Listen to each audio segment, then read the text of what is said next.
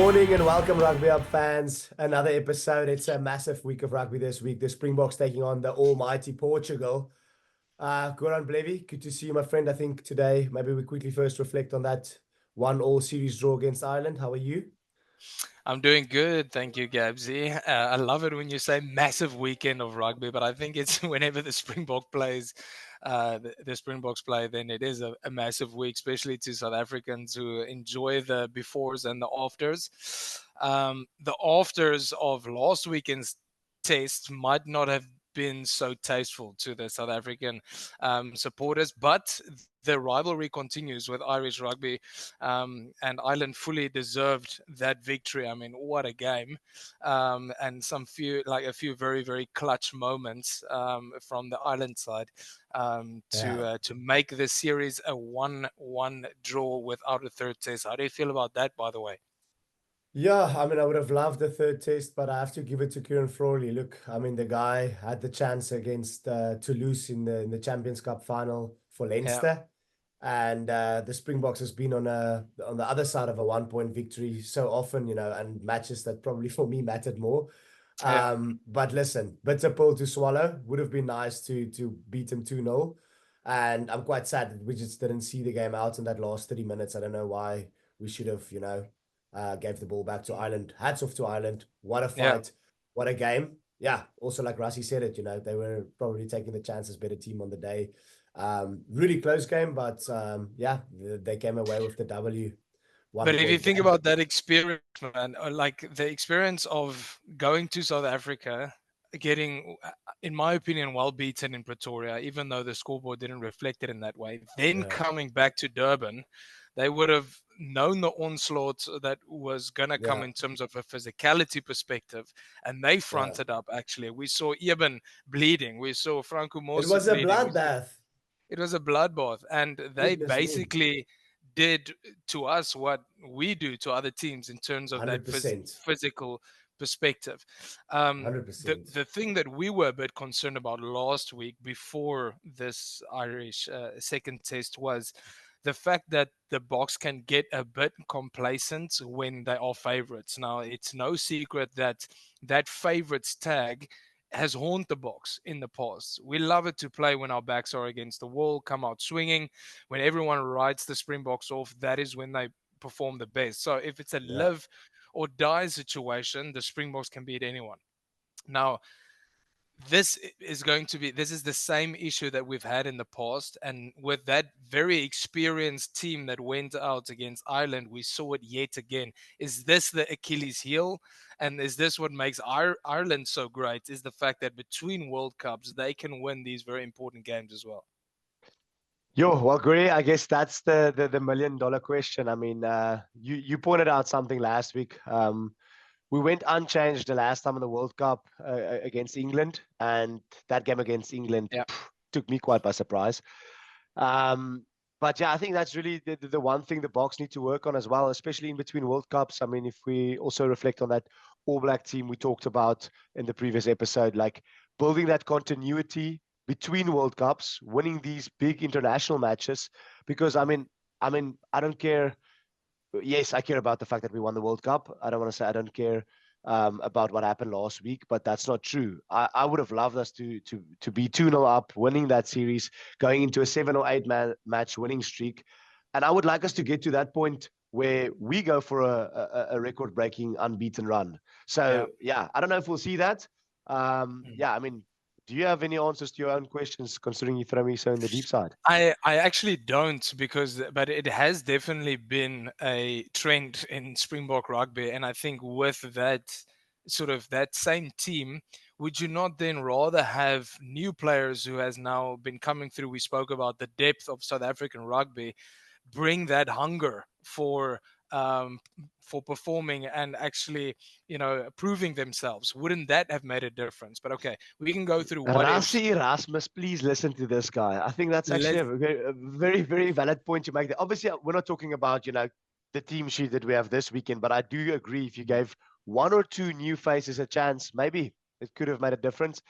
But Yeah, but look at ultimately, Kevin like, yeah, Frawley in that exact example. yeah. Like he was chosen. He knew he had to come and Yeah, prove a point. And 100%. with what you spoke about against the Toulouse in the Champions Cup final, him not getting that opportunity to hit that drop goal, and now hitting two very important ones for Yeah, Ireland away from home. massive.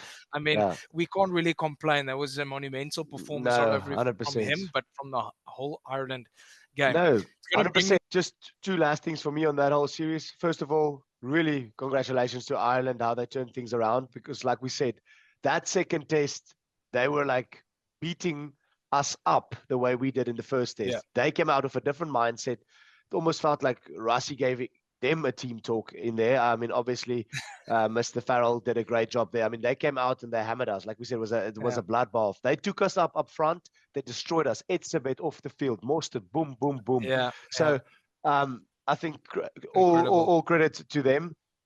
Big shout out to Pollard for turning it around, not missing a single kick. I think that was quite impressive because he was in the first Indeed. test quite shaky.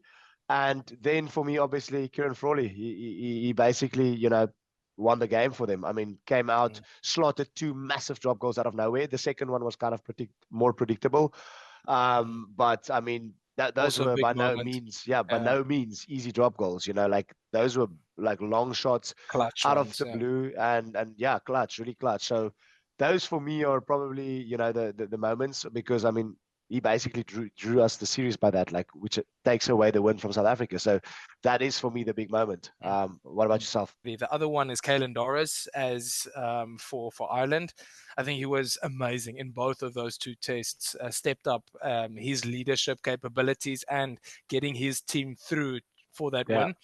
no, he was massive. He was a big performer, and I think that's a um, big moment, I think, for me in those two tests. And then signs of the new attacking approach that the Springboks Yeah, have implemented. As if it's working yet, yes or no?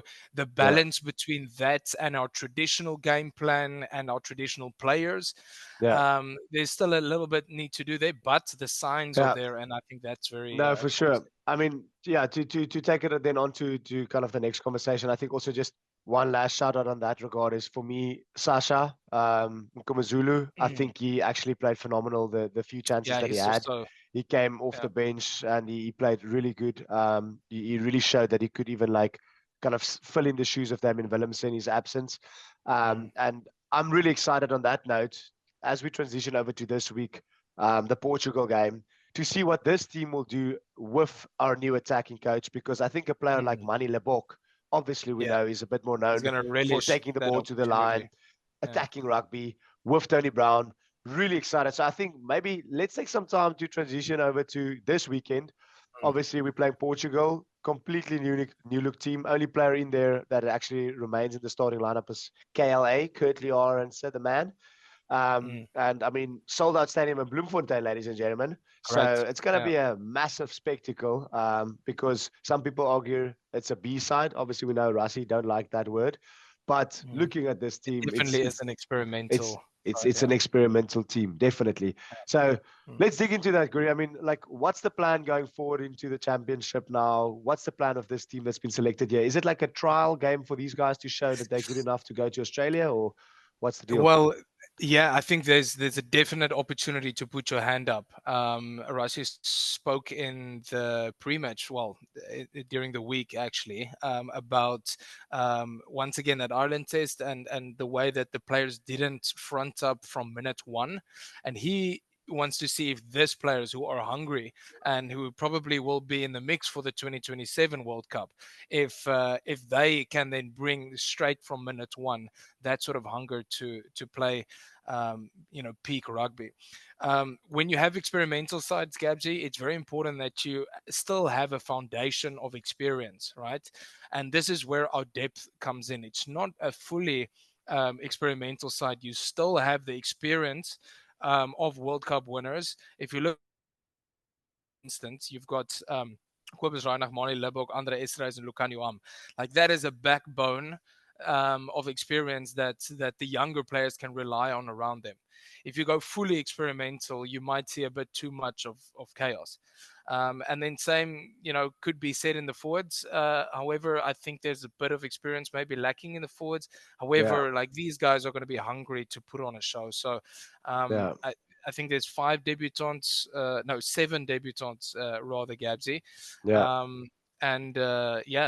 got an opportunity. I wanted to say about the inexperienced forwards is that you have a lot of leaders, though, in that team. If you look at their youth, like Grobbies, Salman Murat, Pepsi Buthelezi, Ben Jason Dixon, all of these guys were leaders for their schools and for their clubs. So I think that makes up for the inexperience. But very excited to see what's going to happen this weekend, Gori. Should we kind of transition to like predictions on this one, or do you think it's already necessary to make predictions?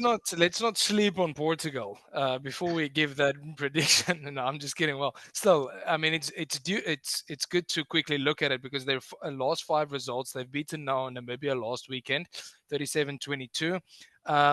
A shock defeat against Fiji, one of the miraculous ones from the World Cup, 24-23. That was massive. Which was a great result for them. And then a loss to Australia and a draw to Georgia.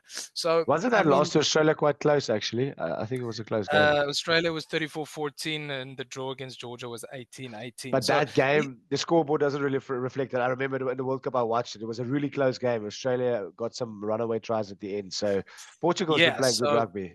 So Portugal now gets the opportunity to play against the Boks. It's by no means going to be easy. The area is quite thin there in Bloemfontein as well. So that'll be something that will be difficult for them to adjust to. But Gabsy, I think it's not about necessarily winning this game. I think we're definitely going to see a win. It's about how do we play, who is going to be the standout performers, and who's Rassie going to take to the Rugby Championship. Yeah, guys, please, as always, give us a subscribe, likes, share with friends and family, and thank you so much for the continuous support. We really appreciate it.